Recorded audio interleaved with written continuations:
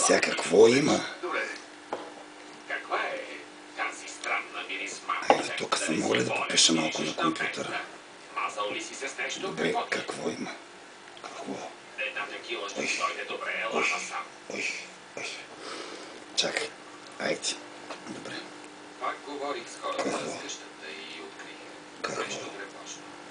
Какво сега? Я да видим сега какво ще каже тук. Чакай. Ей, защо? Чакай. Може ли да се сложи главата? Добре, сега какво да правя? Мога ли да пиша?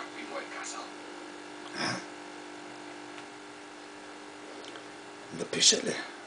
Или да не пиша? Аз... Извинете, може ли да поговорим? Ти и аз. За какво? Добре, какво? Искам да знаете, че разбрах вашата стратегия. Измамният ви начин да решавате нещата. Чакай.